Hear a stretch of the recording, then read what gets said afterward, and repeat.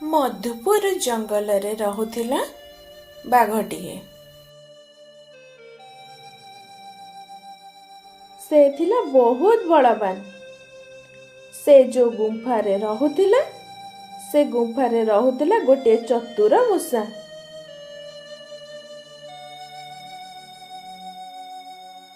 ମୂଷାଟି ବାରମ୍ବାର ବାଘର ନିଦକୁ ଭାଙ୍ଗୁଥାଏ ଓ ବାଘ ଉପରେ ଚଢ଼ି ନାଚିକୁଦି ଖେଳକୁଦ କରୁଥାଏ। ବାଘ ଯେତେ ଚେଷ୍ଟା କଲେ ବି ମୂଷାର କିଛି ବି କରିପାରୁନଥିଲା। ଗୋଟିଏ ଦିନ ବାଘ ବଣ ଜଙ୍ଗଲରେ ବୁଲୁଥିବା ବେଳେ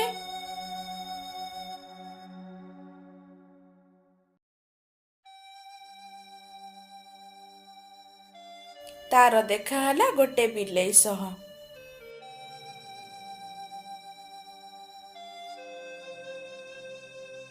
ବିଲେଇ ନାନୀ, ଏ ବିଲେଇ ନାନୀ, ନାନୀ ତତେ ପରା କହୁଛି ରହ। ଆରେ ରହ ପରା କହୁଛି।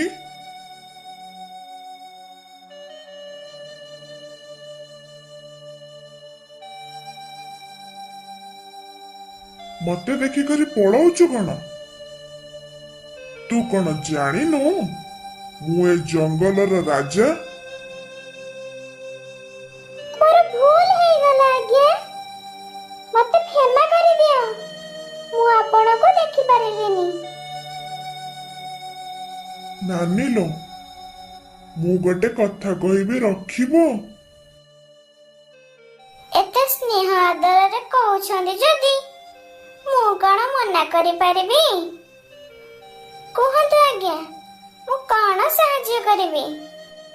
ଶୁଣୁଲ ନାନୀ, ତୁ ଯାହା କହିବୁ ମୁଁ କରିବି।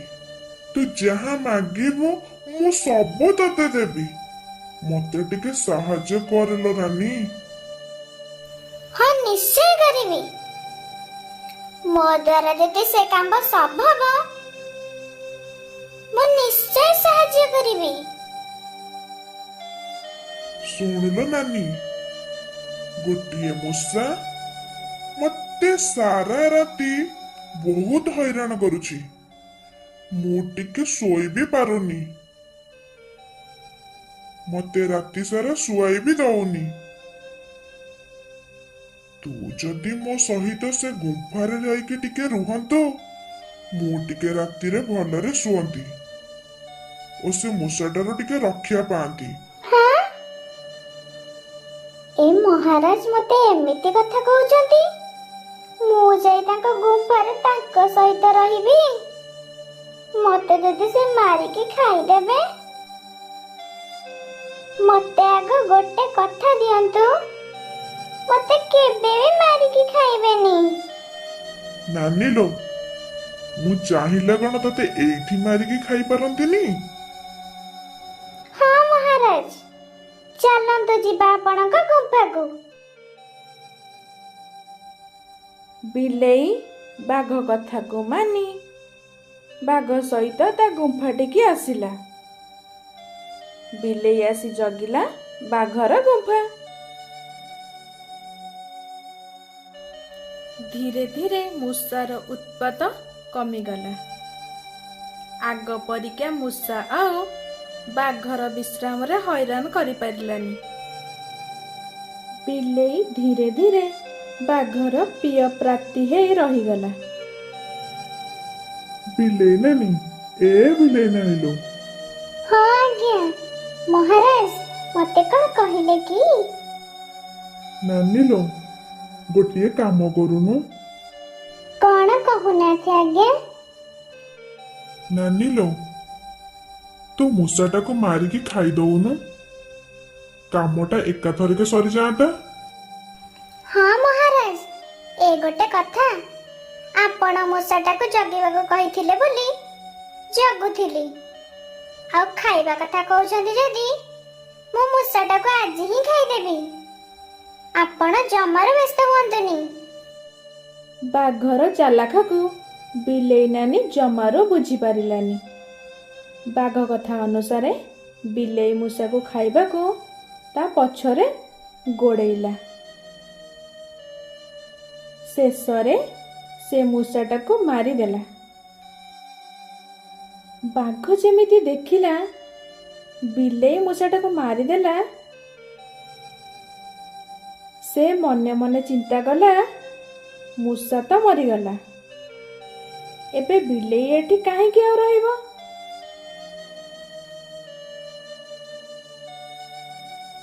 ସେଦିନ ରାତି ଯାଇ ସକାଳ ହେଲା। ବାଘ ବିଲେଇକୁ ବି ମାରିଦେଲା।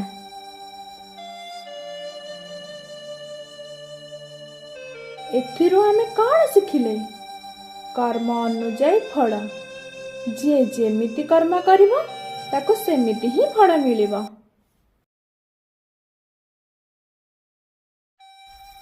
ମଧୁପୁର ଜଙ୍ଗଲରେ ରହୁଥିଲା ବାଘଟିଏ। ସେ ଥିଲା ବହୁତ ବଳବାନ। ସେ ଯୋଉ ଗୁମ୍ଫାରେ ରହୁଥିଲା, ସେ ଗୁମ୍ଫାରେ ରହୁଥିଲା ଗୋଟିଏ ଚତୁର ମୂଷା।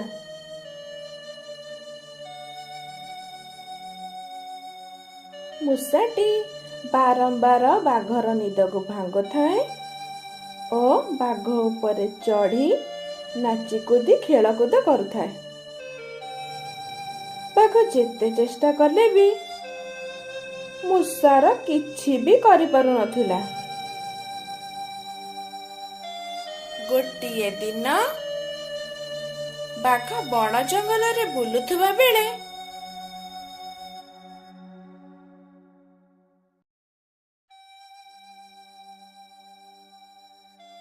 ତାର ଦେଖା ହେଲା ଗୋଟେ ବିଲେଇ ସହ।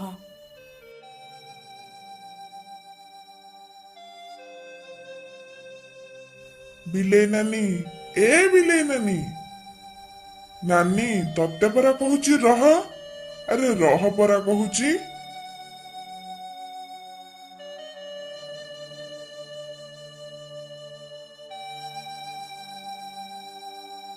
ମତେ ଦେଖିକରି ପଳଉଛୁ କଣ? ତୁ କଣ ଜାଣିନୁ ମୁଁ ଏ ଜଙ୍ଗଲର ରାଜା? ମୋର ଭୁଲ ହେଇଗଲା ଆଜ୍ଞା, ମତେ କ୍ଷମା କରିଦିଅ। ମୁଁ ଆପଣଙ୍କୁ ଦେଖିପାରିଲିନି। ନାନୀ ଲୋ, ମୁଁ ଗୋଟେ କଥା କହିବି, ରଖିବ? ଏତେ ସ୍ନେହ ଆଦରରେ କହୁଛନ୍ତି ଯଦି ମୁଁ କଣ ମନା କରିପାରିବି? କୁହନ୍ତୁ ଆଜ୍ଞା, ମୁଁ କଣ ସାହାଯ୍ୟ କରିବି? ଶୁଣୁଲ ନାନୀ, ତୁ ଯାହା କହିବୁ ମୁଁ କରିବି। ତୁ ଯାହା ମାଗିବୁ ମୁଁ ସବୁ ତତେ ଦେବି।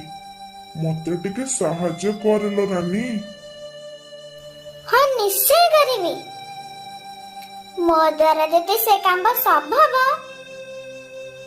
ମୁଁ ନିଶ୍ଚୟ ସାହାଯ୍ୟ କରିବି। ଶୁଣିଲ ନାନୀ, ଗୋଟିଏ ମୂଷା ମତେ ସାରା ରାତି ବହୁତ ହଇରାଣ କରୁଛି। ମୁଁ ଟିକେ ଶୋଇ ବି ପାରୁନି।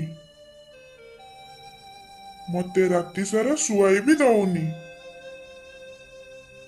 ତୁ ଯଦି ମୋ ସହିତ ସେ ଗୁମ୍ଫାରେ ଯାଇକି ଟିକେ ରୁହନ୍ତୁ, ମୁଁ ଟିକେ ରାତିରେ ଭଲରେ ଶୁଅନ୍ତି ଓ ସେ ମୂଷାଟାରୁ ଟିକେ ରକ୍ଷା ପାଆନ୍ତି। ହଁ, ଏ ମହାରାଜ ମତେ ଏମିତି କଥା କହୁଛନ୍ତି? ମୁଁ ଯାଇ ତାଙ୍କ ଗୁମ୍ଫାରେ ତାଙ୍କ ସହିତ ରହିବି?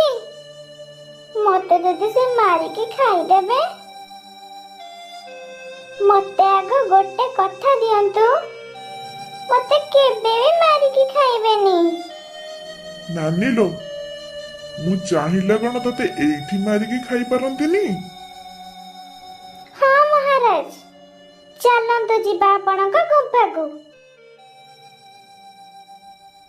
ବିଲେଇ ବାଘ କଥାକୁ ମାନି ବାଘ ସହିତ ତା ଗୁମ୍ଫାଟିକି ଆସିଲା।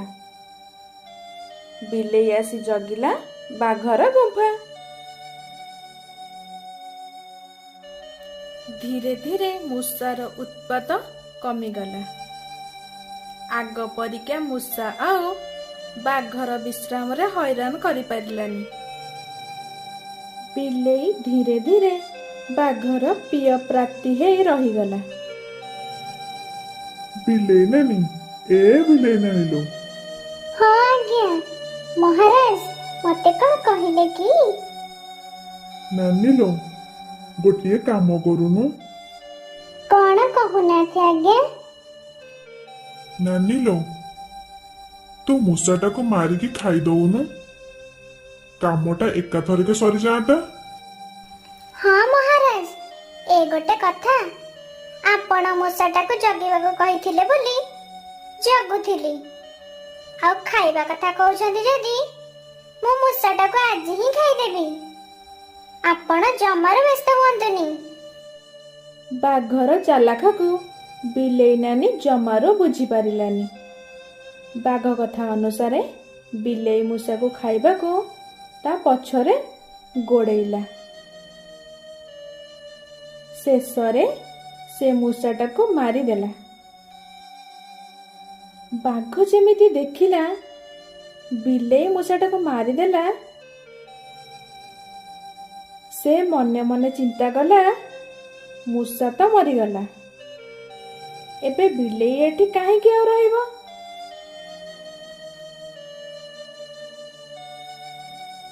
ସେଦିନ ରାତି ଯାଇ ସକାଳ ହେଲା।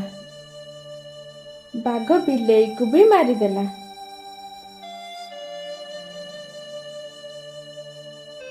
ଏଥିରୁ ଆମେ କଣ ଶିଖିଲେ? କର୍ମ ଅନୁଯାୟୀ ଫଳ।